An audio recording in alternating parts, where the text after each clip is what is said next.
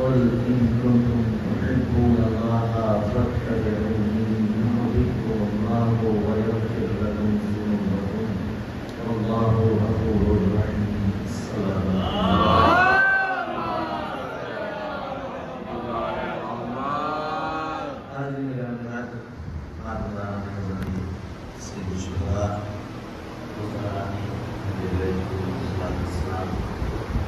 آج کی اس آخری ربیع میں نے اسی آیت کریمہ کو آپ کے سامنے تلاوت کرنے کا صورت حاصل کیا ہے جو آپ کل سے ہر مجلس میں آپ کی گفتگو کر رہا ہوں.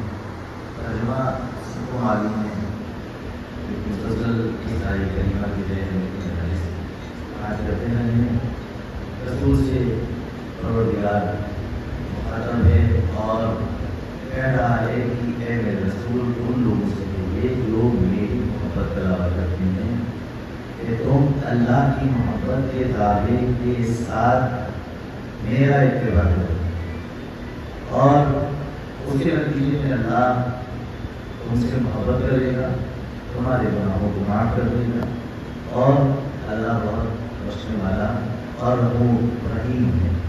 پورا یعنی بڑا بس ایک جملہ کہہ کر آگے بڑھ جاتا ہے صاحب کہ ہمیں ایسے کی تلاش ہے جو اتباع رسول میں کامل ترین ہو.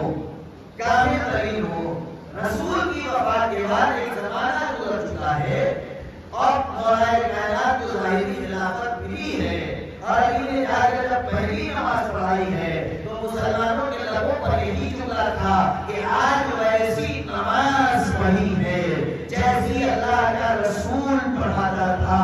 تو اس کا مطلب یہ ہے کہ ابھی تک جو زمانہ گزرا ہے اس میں اللہ کے رسول جیسی نماز بھی کسی نے نہیں پڑھائی. تو مجھے کہنے کا حق ہے کہ اللہ کے رسول کے فوراً بعد جب نماز میں لوگ اللہ کے رسول کی اتباع نہ کر سکے تو اللہ کے رسول کے کردار میں اللہ کے رسول کا اتباع کیا کریں گے.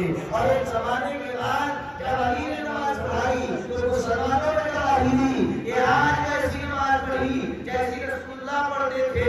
اس کا مطلب یہ ہے کہ نماز میں رسول کی اتباع اتنے زمانہ گزرنے کے بعد کرے تو رسول کی گفتار کی اتباع بھی وہی کرے گا, رسول کے کردار کی اتباع بھی وہی کرے گا, رسول کی شریعت کی اتباع بھی وہی کرے گا, رسول کے پیغام کی اتباع بھی وہی کرے گا اور مجسم بن کر ہو علی کی شکل میں رسول نظر آنے لگے گا.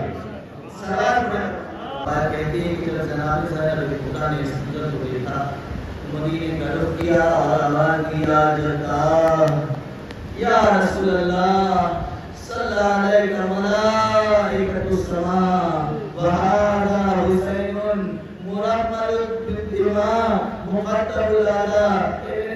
رسول خدا آپ پر آسمان کے فرشتوں میں آ کر نماز جنازہ پڑھی مگر آئیے ذرا کربلا کے میدان میں دیکھیے آپ کی آغوش کا پارا حسین اپنے خون میں مرنا کربلا کی جلتی ہوئی زمین پر پڑا ہے.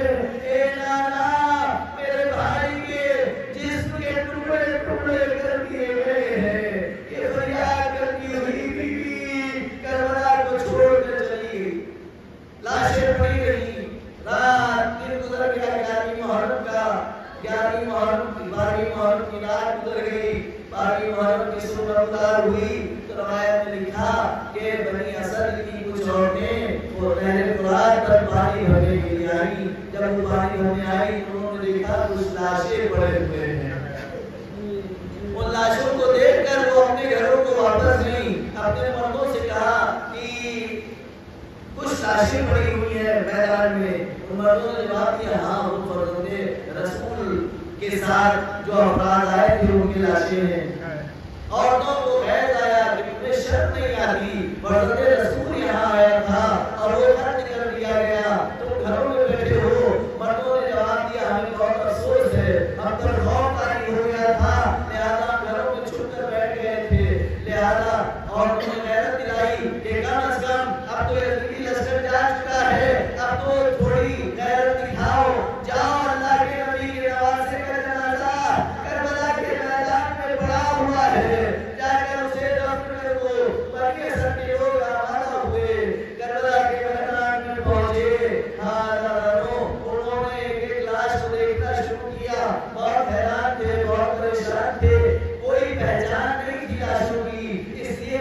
पहचानने के लिए सर का होना बहुत जरूरी है। चेहरा देखकर इंसान पहचान पाता है। शुहदा के सर तनों से जुदा करके उनके मैदान के ऊपर बुलंद करके महान करबला से ले जाए जा चुके थे। कभी इसी हैरानी में बनी असर के लोग बड़े हुए थे कि पूर्व तूफे की तरफ से एक घुड़सवार आता हुआ नजर आया। लोगों ने देखा कि वो घुड़सवार आज घोड़े पर ही उतरा। उतरने के बाद मुझसे पूछा, ये बताओ कि तुम सब यहाँ क्या कर रहे हो? उस सब बनी असर के लोगों ने क्या बयान किया? क्या हमें इन लाशों को दफनाना है? मगर हमें समझ नहीं आ रहा कि कौन सी किसकी लाश है। आने वाले ने कहा, कोई बात नहीं, मैं बताता हूँ। एक लाश के करीब पहुंचे जिसके सीने में जख्म था, ताकि हुसैन का बेटा अली अकबर है।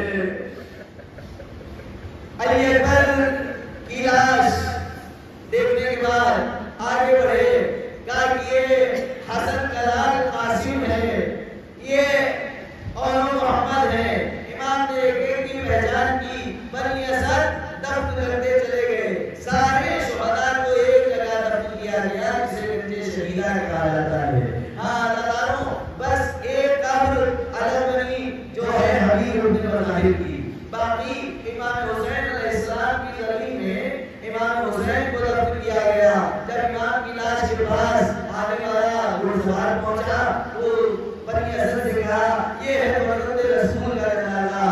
हाँ दादारों, मुझे नहीं मालूम कि इमाम ने अपने बाबा का जनाजा कैसे देखा, किस तरह से दफन किया। हाँ दादारों, बस बनी असद ने कब्र खोली और इमाम हुसैन अलैहिस्सलाम के जनाजे को इमाम ज़ैनुल आबिदीन के कब्र में उतारना चाहा, मगर तन्हा थे, इसलिए कि मासूम को सिर्फ मासूम दफन कर सकता है। बनी असद को दूर कर दिया। इमाम ने जनाजा उठाया और रिवायत कहती है कि अभी आंखों से आंसू जारी थे, फरियाद करो पति कि कब्र से तो हाथ पर उतार हुए। ए बेटा ज़ैनुल आबिदीन, मेरे हुसैन का जनाजा मुझे सुपुर्द कर दो। हाँ उलमा कहते हैं कि अल्लाह के रसूल के हाथ थे। इमाम ने कब्र लाश हुसैन को रसूल के हाथों में सुपुर्द किया। फिर एक नन्ही सी लाश इमाम उसी तरफ मुतवज्जे हुए, अली असगर का जनाजा है। इमाम के सीने पर अली असगर को लिटाया, उसके बाद जवान अली अकबर का लाशा उठाया, इमाम के पांव दी, अली अकबर को दफन किया। हजारों तमाम शुहदा को दफन कर दिया गया। उनका लाशा उनके कबीले वाले पहले ही ले जा चुके थे। लिहाजा ज़ाहिरीन जात में ज़ियारत के लिए वो जानते हैं कि तमाम इमाम की कब्र से बहुत दूर उनकी कब्र है। तमाम शुहदा दफन हो गए। एक बटवा आने वाले ने पूछा, आप ये बताओ कि क्या कोई और लाशा बाकी रह गया है? इमाम जानते हैं मगर बताना हमको चाहते हैं। हाथों को जोड़ कर बनी असद ने कहा, हाँ एक लाशा फुरात के किनारे है, एक लाशा फुरात के किनारे है। कहा उसको दफन क्यों नहीं किया? कहा कि कैसे दफन करें, कैसे दफन करें? हमारा क़यामत करता है, दिल फट जाने के लिए काफी है। बनी असद ने अर्ज़ किया कि कैसे दफन करें? जब उस लाशे को दफन करने के लिए उठाने के लिए हाथ लगाते हैं, अगर कंधों की तरफ से उठाते हैं, कंधों की तरफ से टुकड़े लाश के हाथ में आते हैं। अगर पाँव की तरफ से उठाना चाहते हैं, पाँव के टुकड़े हाथ में आने लगते हैं। इमाम ने कहा, चलो मेरे साथ। इमाम अपने चचा की लाश के करीब आए,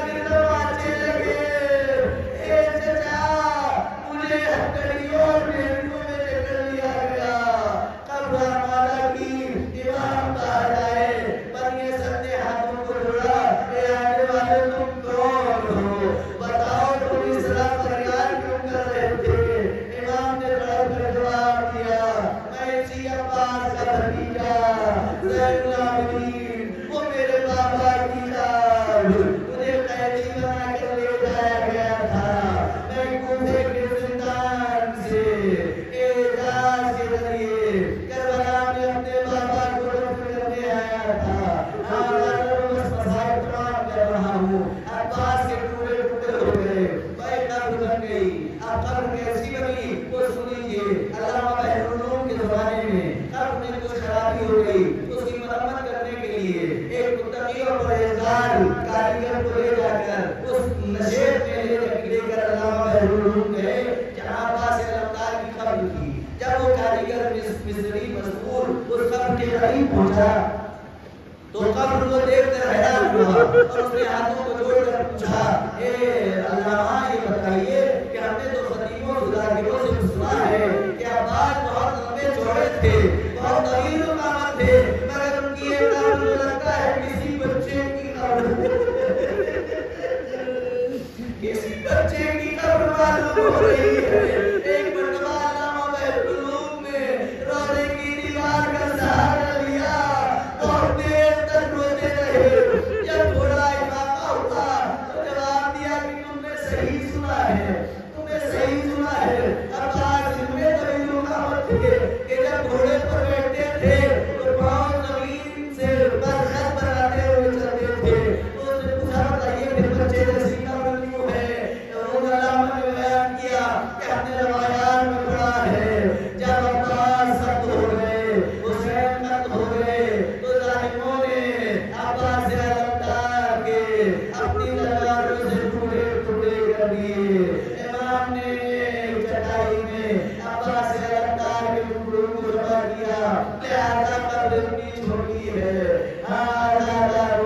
اللہ ہم سب کو توفیق عطا کرے کہ ہم عباس علمدار کی اس قبر کی زیارت کر سکے عباس علمدار ہم سب کی ڈھارس ہے وہی ڈھارس تھا زینب کی وہی ڈھارس تھا سکینہ کی ابھی میاں اونٹوں پر سوار ہیں شام کی طرف بڑھ رہی ہے لیکن لبوں پر فریاد ہے اے بھیا عباس سکینہ فریاد کر رہی ہے اے چچا عباس آپ کے بعد تماچے لگائے گئے آپ کے بعد لڑائیں چھینی گئی اے چچا عباس اگر آپ موجود ہوتے تو کسی ظالم نے اتنی ہمت نہ ہوتی جو آپ کی شہیدی سکینہ کے رخساروں پر تماچے